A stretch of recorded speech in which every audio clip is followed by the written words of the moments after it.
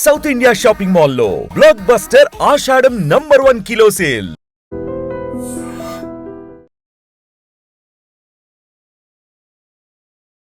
నమస్కారం, welcome to I dream. ధర్మ మార్గం విత్ విజిత కార్యక్రమానికి స్వాగతం.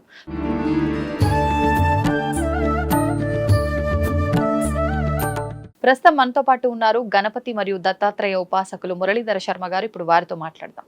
నమస్కారం అండి. మహాదేవ శ్రీమాత్రే నమః. మనకు ఆషాఢ అమావాస్య రాబోతుంది.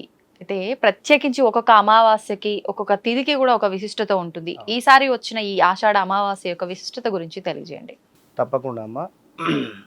ఇప్పుడు ఉండేటువంటి ఈ అమావాస్య ఏదైతే ఉందో, ఆషాఢం ముగుస్తూ ఉంది, శ్రావణం ప్రారంభం కాబోయేటువంటి యొక్క అమావాస్యకు విశేషమైనటువంటి ప్రాముఖ్యం కలదు.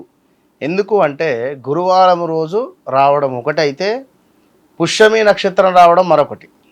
సో గురు పుష్యమి యోగముతో ఏర్పడేటువంటి ఈ యొక్క అమావాస్య రోజు చేసేటువంటి పని ఏదైతే ఉంటుందో, అంటే అది మంచి పని కానివ్వండి, చెడు పని కానివ్వండి, 100 రెట్ల ఫలితం ఉంటుంది. 100 రెట్ల అంటే ఈ అమావాస్య రోజు మనం చేసేటువంటి అభిషేకం ఏదైతే ఉందో, ఒక 100 అభిషేకాలు చేసినటువంటి ఫలితం మనకి ఇవ్వబోతుంది. ఈ అమావాస్య రోజు మనము దర్శించేటువంటి అమ్మవారి యొక్క దేవాలయం కానీ, విజయవాడ కనకదుర్గ కావచ్చును, లైక్ ఇంక ఏదైనా దగ్గరలో ఉండేటువంటి ఆలయానికి ముందు మీరు వెళ్ళి దర్శించుకోండి ఈ అమావాస్య రోజు. ఇంతే. ఓకే. అయితే అమావాస్య అంటేనే మనము పితృదేవతలకు సంబంధించింది అని చెప్పుకోవడం జరుగుతూ ఉంటుంది కనుక ప్రతి అమావాస్యకు కూడా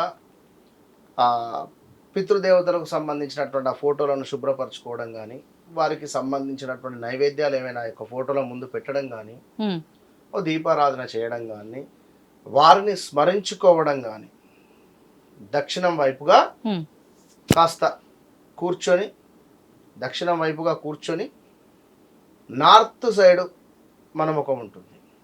సో ఆ విధంగా అంటే సౌత్ వైపుగా కూర్చోవాలి, నార్త్ సైడ్గా మన ముఖం ఉండాలి. అంటే ఇటు కూర్చున్నామంటే ఇది దక్షిణం అనుకోండి, ఫేసింగ్ ఇటువైపు ఉండాలి. ఓకే.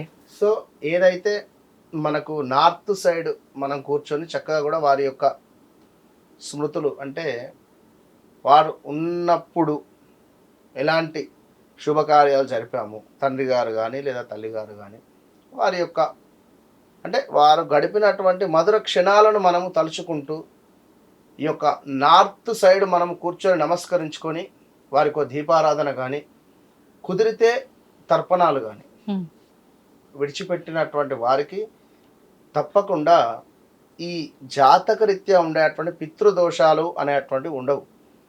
ఇవాళ రేపు పితృదోషాలు అంటే ఒక విషయం జరిగింది అంటే, ఇప్పుడు వివాహం కావటం లేదు, లేదా ఉద్యోగం రావటం లేదు, లేదా భార్యాభర్తలలో కలహాలు కావచ్చును. అంటే అన్నింటికీ కూడా పితృదోషమే అనడం కరెక్ట్ కూడా కాదు. ఎందుకు అంటే మనకు జాతక రీత్యా 12 చక్రాస్ ఉంటుంది. ఈ 12 చక్రాస్లో కూడా తనుభావం నుండి, అంటే లగ్నం నుండి మనకు 12వ భావం వరకు కూడా అన్నీ తెలియబరుస్తుంది. ఒక పితృదోషం ఒకటే ఇది కావట్లేదు అంటే అదొకటే కారణం కాదు. కనుక అయ్యో ఇట్లా అవ్వటం లేదు నాకు ఇదే అని చెప్పి కూడా మీరు భావన చెందవద్దును. అలాంటి ఆలోచన ఉన్నా ఇంకేమైనా ఉన్నా కూడా తర్పణాలు విడిచిపెట్టుకోండి. ఎందుకంటే పూజలు కానీ ఇంకేమైనా చేసుకోలేని వారు ఆ పెద్దవారికి సంబంధించి అమావాస్య అంటే ఎంతో విశేషం. మనకిప్పుడు ఒక ఏకాదశి, అదేవిధంగా ఒక పౌర్ణమి, ఒక సంకష్టహార చతుర్థి, ఇట్లా భగవంతులకు సంబంధించిన ఏ విధమైనటువంటి రోజులు ఉన్నాయో, అమావాస్య అనగానే పితృదేవతలు జ్ఞాపకం రావాలి మనకు. పితృదేవతలకు సంబంధించినటువంటి కార్యాలు చేసుకోవాలి. ఎట్ ద సేమ్ టైం ఎవరైతే ఈ గురు పుష్యమి యోగము కలిసి ఉంది కనుక ఖచ్చితంగా ఈరోజు చేసేటువంటి ఎలాంటి కార్యక్రమం అయినా కూడా మీకు విశేషమైనటువంటి ఫలితాన్ని తెచ్చిపెడుతుంది. అందులో ముఖ్యంగా బంగారం కొనడం కావచ్చును, ఉపాసన తీసుకోవడం కావచ్చును, గురువులను కలిసి ఏదైనా మంత్రోపదేశం తీసుకోవడం, లేదా ఈ సమయంలో ఏమైనా దానం ఇవ్వడం కానీ, లేదా ఈ సమయంలో ఏదైనా శుభానికి సంబంధించి అంటే ఒక గృహానికి సంబంధించిన రిజిస్ట్రేషన్ కానీ లేదా ఒక శుభానికి సంబంధించింది ఏదైనా కావచ్చును. ఇది కనుక మీరు తలపెడితే ఒక వ్యాపారం ప్రారంభించాలి, అమావాస్య కదా అనేటువంటి భావన పనికిరాదు. గురు పుష్యమి యోగంతో ఏర్పడుతూ ఉంది కనుక విశేషాన్ని తెచ్చిపెడుతుంది. కనుక ఈ గురువారము 24వ తారీఖు అమావాస్య రోజు ఖచ్చితంగా బంగారం కొనలేని వారు సుమారు ఒక 1/4 kg పసుపు కొమ్ములన్న కొనండి. పసుపు కొమ్ములు అంటారు కదా, మామూలుగా మనకు దొరుకుతుంది. పసుపు కొమ్ములను ఈరోజు మీరు కొని ఇంటికి తెచ్చుకోండి. ఇంటికి తెచ్చుకొని ఇంట్లో దేవత పూజా మందిరం వద్ద పెట్టుకొని ఒక దీపారాధన చేసుకోండి. ఈ అమావాస్య అనేటువంటిది ఎంతో విశేషాన్ని తెచ్చిపెట్టే. అయితే కొందరు చెడు సంబంధిత అంటే ఈ యొక్క చేతబడి కానీ లేదా ఇంకా ఏదో నరఘోష నరదృష్టితో బాధపడేటువంటి వారు కూడా ఈరోజు కాలభైరవ స్వామికి గనక అభిషేకం చేసిన, కాలభైరవ స్వామికి గనక మీరు అర్చనాది కార్యక్రమాలు చేసుకుని అభిషేకం చేసుకునే వీలుంటే చేసుకోండి. లేదు అభిషేకం చేసుకునే వీలు లేదు అనుకుంటే అర్చన చేయండి. అసలు కాలభైరవ స్వామి లేడు అనుకుంటే అంటే మీ అందుబాటులో కాలభైరవ అష్టకం అనేటువంటిది సుమారుగా ఒక 21 సార్లు చదవండి. కాలభైరవ అష్టకం అది ఎట్లా, మిరియాలు తీసుకోండి.